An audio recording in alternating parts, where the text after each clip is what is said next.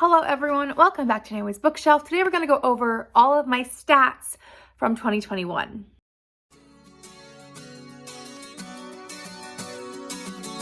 So in 2021, I read 301 books. I'm not going to go over them all individually, but I will be talking about all of my stats, all of my numbers from the year. I'm hoping this won't be too long of a video as I have no clue. I've never done this kind of video before, at least in this length or in this terms of, I don't know, in depth, shall we say, or how in detail I'm going to go. I do want to go over the things like my TBR clue, how that went in terms of the stat numbers. But I'm also going to go into different genres that I read because Storygraph does track that kind of thing, which I'm very appreciative of. I'm also going to go over the star ratings that I gave to all the books, and I'm going to go over like my most disappointing. I do have the lowest rated books on my year's reading, so we'll go over those for the worst of the year. So this will be like my best and worst of the year. I might put out a best because I do have a lot of 5 stars, but then also my most disappointing of the year and my most surprising book of the year in this as well. So this is kind of being my all of the end of the year videos in one. So instead of talking so much, we're just gonna get into it. So I will be screen recording this. I hope it works because I've never done this on my laptop before, but we'll see. Okay, I'm hoping it's working now, so let's get into it. First of all, we'll go over the Goodreads page because I'm open to it. So here it is. We have my year in review. I have read 301 books, which 300 of those I did rate, so we'll go over those in a minute.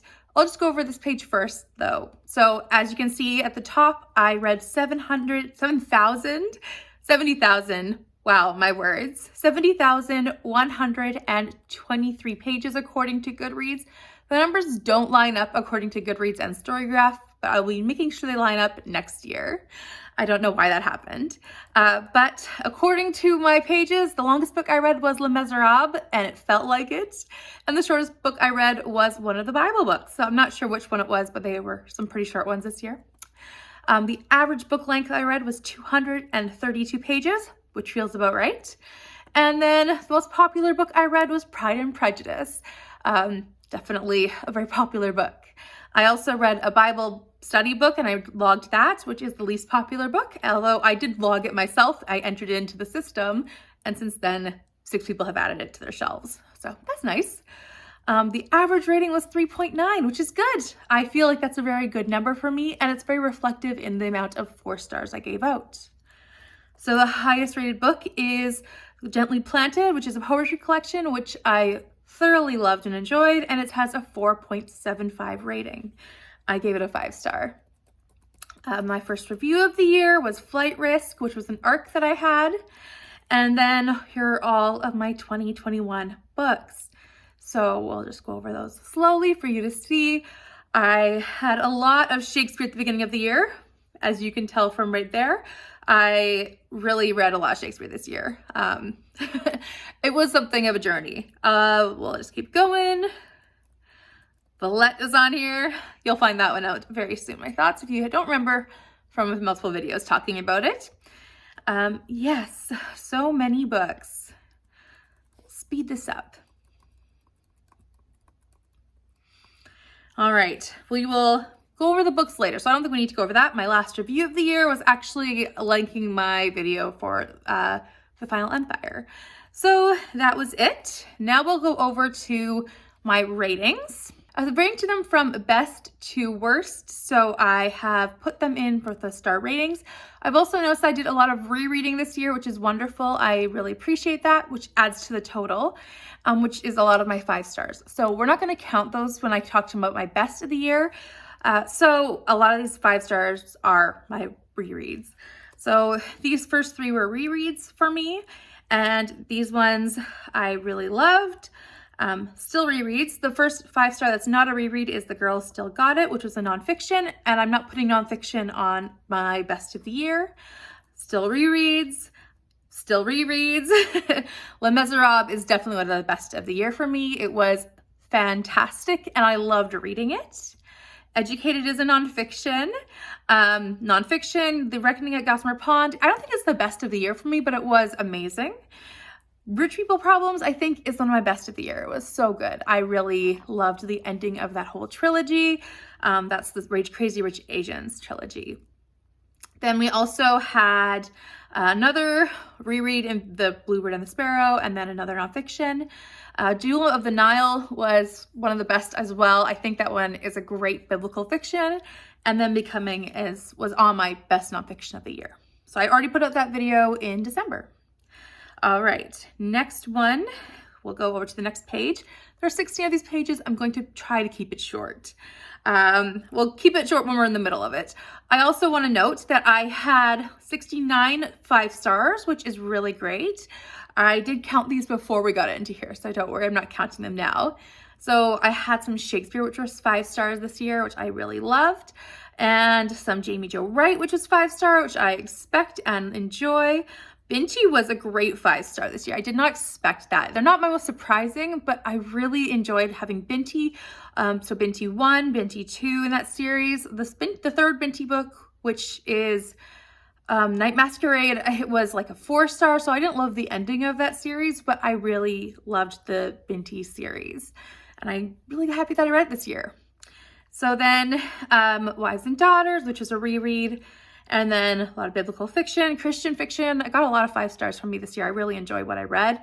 And then Agatha Christie, Starfish. This one here was incredible. I loved it. It's the best middle grade I read this year. It was written in verse and it is fat positive. And it's about a little girl who is just, bigger and everyone makes fun of her. And it's about her, feeling confident in herself, but also her family understanding that she is perfect just the way she is. Loved it. Fantastic. A new favorite series of mine is Lost Hills, which is by Lee Goldberg. I've read the first 3 books in that series and I can't wait for book 4. There is that one, which was Gently Planted. And then several nonfiction, more nonfiction along with another middle grade and kids books, which are great. Mary Roberts Reinhardt, which I love discovering her this year. And then my most surprising book of the year was by far Jurassic Park. I did not expect to love this one. I didn't expect to even like it that much. And I loved it. 5 stars, perfection. It was amazing. I cannot believe I loved Jurassic Park that much. So it was the most surprising book of the year for me. And I am so happy that it was. And I'm so happy I read it too. All right, next we keep going down. And also, A Good Girl's Guide to Murder was probably on my most surprising books of the year list if I was to make one. I did not expect to thoroughly enjoy a YA murder mystery so much. So that was great.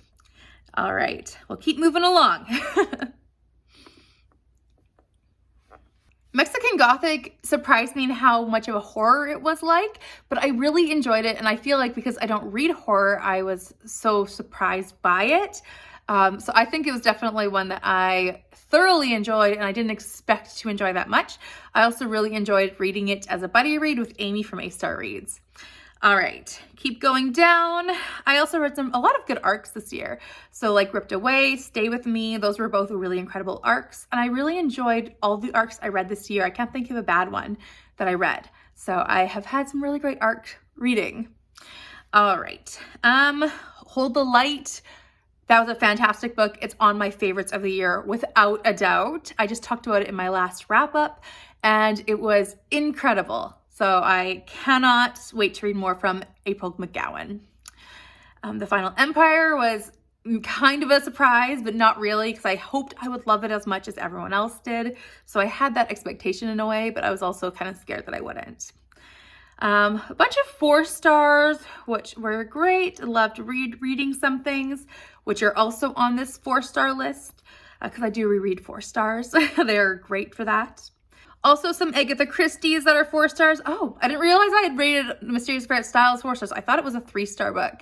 So it's a 4-star now. That's great. So I lied in my Agatha Christie ranking video, but that's okay. It was still my second from the bottom in that video, but it was a really good mystery. Lots of Agatha Christie in the 4-star range because she is a really great author. Lots of nonfiction, Great Expectations. It's a good area to be. I had 152. Let me check. I have it here in a little checklist. So 153 4 stars, which is a big amount. And it's okay because you know what? I'm happy with ranking books 4 stars. They are very rarely get a 5, not very rarely, because I clearly have a lot of 5 stars. But to get a 5 star, it has to give me that sensation of giving me the next high, which I talked about in my ratings video. And so I do read a lot of books that give me that high as I'm reading it. And so a lot of 4 stars. I do love reading books that make me want to read more. So that's why. Oh, and then I remember reading The Odyssey, which I really enjoyed reading, and I'm so happy I read it this year. I was so happy while I was reading it and all that. So many great middle grade too. This year I was surprised at how many kids books I was reading, which we'll find out when we get to the story graph page. Yeah, a lot of nonfiction as well, which I am super happy with, but not as much nonfiction as I was hoping. So it is what it is. And a lot of graphic novels, So it is what it is. And like I said, a lot of Shakespeare. This was quite interesting for me. So we have here more 4 stars, a lot of different kinds of nonfiction as well. I read a lot of historical nonfiction, a lot of memoirs, I even read food nonfiction as well. This was kind of an interesting expose kind of nonfiction.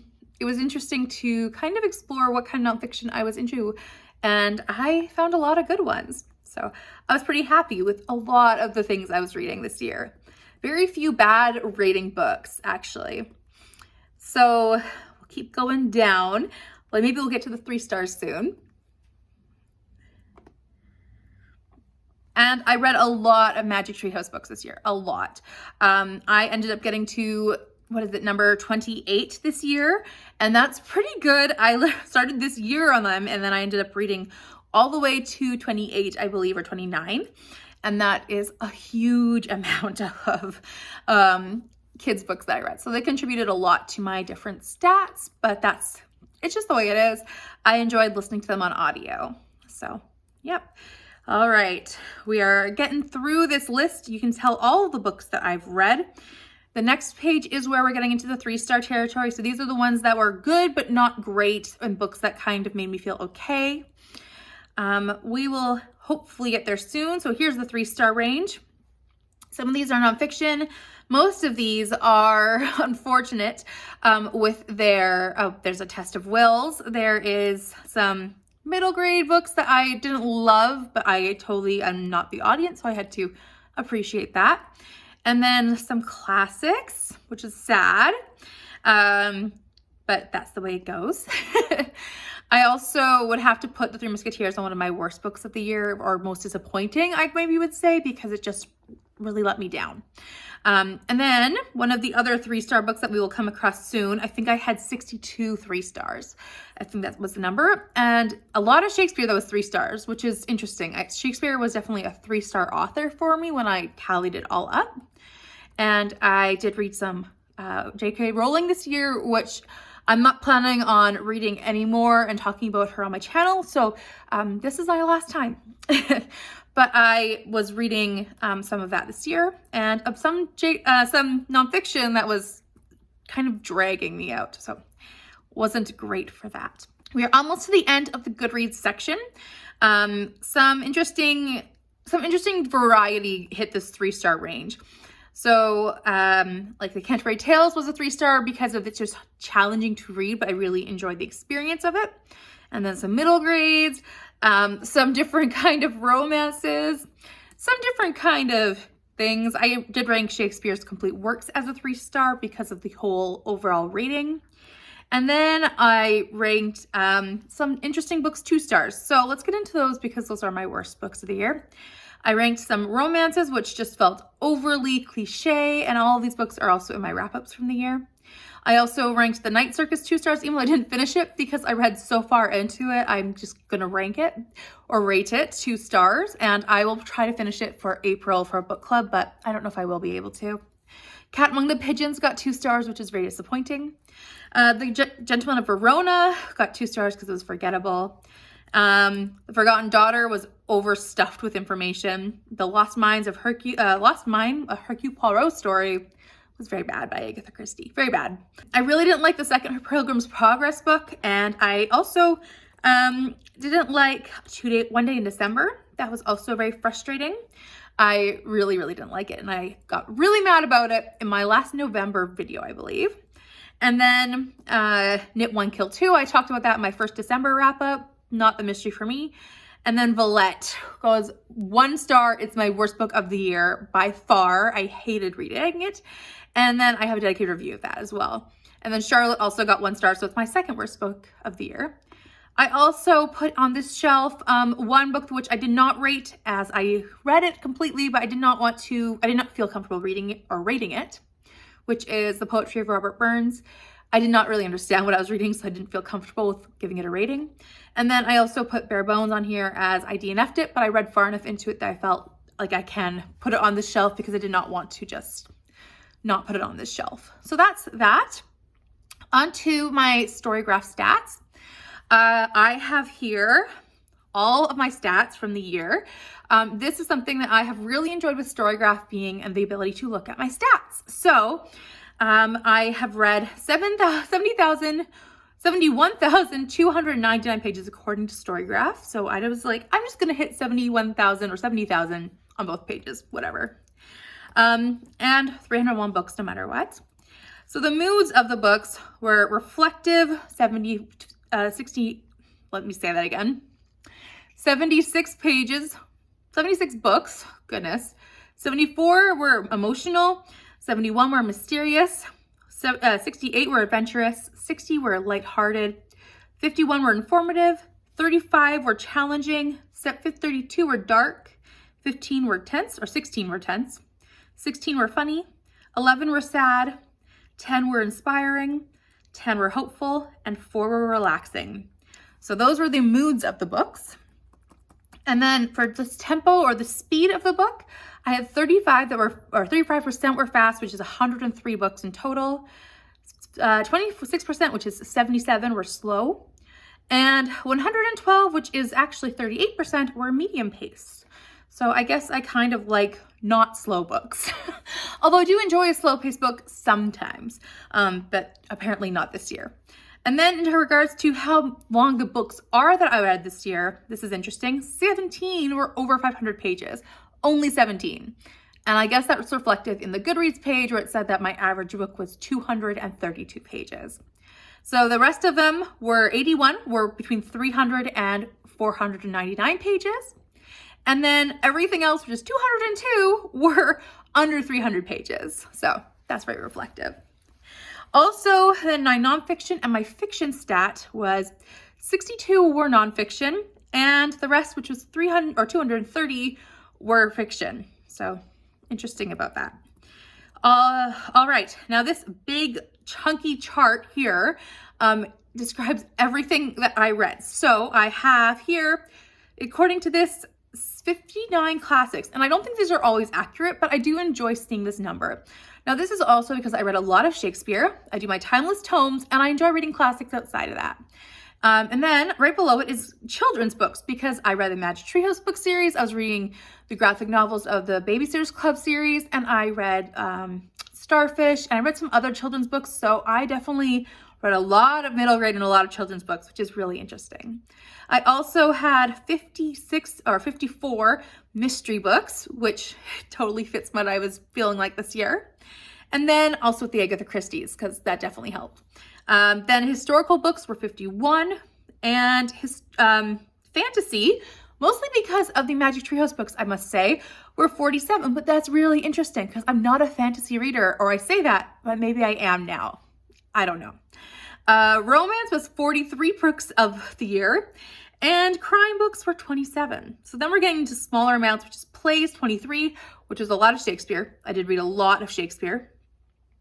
Histories was 21 books of the year, and religion, this would be like Christian books or nonfiction Christian books, which is 19, or Bible books, which I categorized in this as well.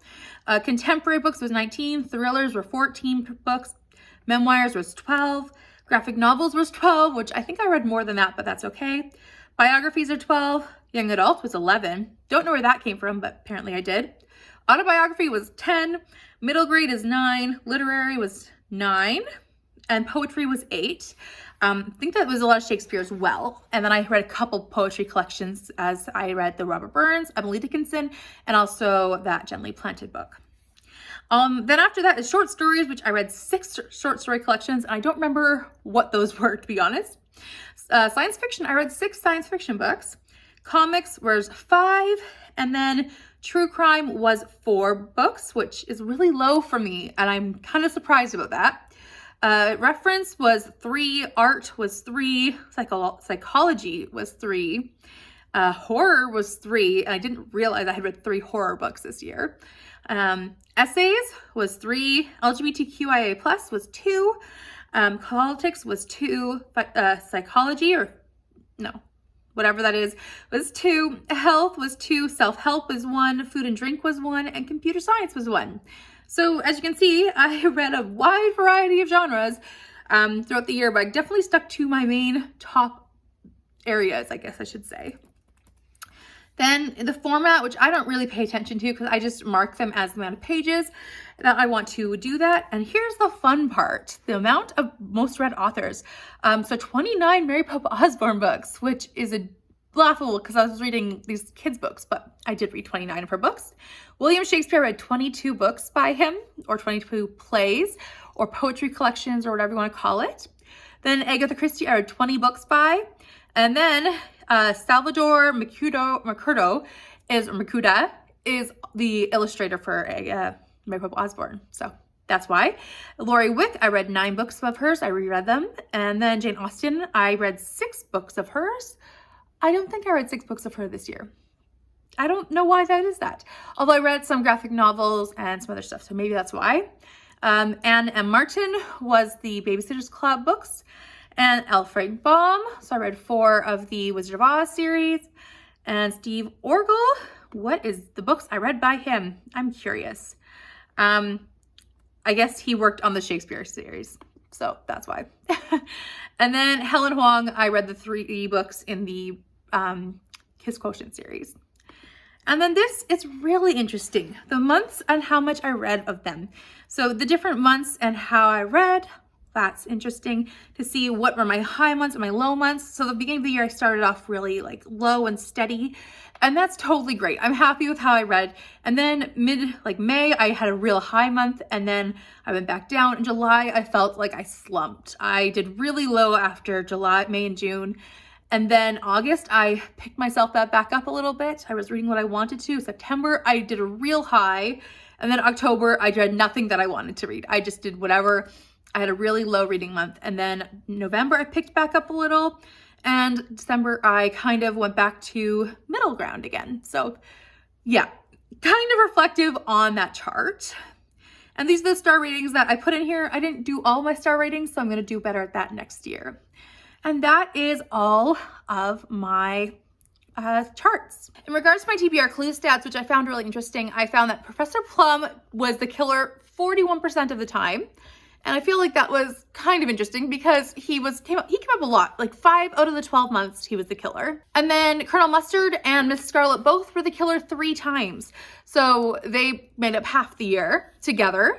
Then Miss Peacock was the killer 1 time. So she and Professor Plum made up the other half of the year. But I just found it really interesting. So Mr. Green and Dr. Orchid never were the killers. So very fascinating. Something else I found interesting was the way that they chose to kill. So, chose, by the way, I put the thing in the envelope with them.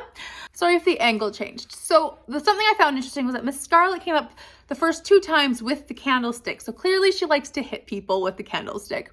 And I just found it interesting that both times she had the same weapon. Now, she wasn't in the same room. She was in the ballroom and the billiards room, but it was interesting. The last time she came up with the lead pipe. So she clearly likes to hit people. She doesn't like to stab or shoot or, strangle them, but she likes to hit people, which I found interesting. So Professor Plum was interesting also because he kind of was trying out different weapons and then he kind of stuck with one.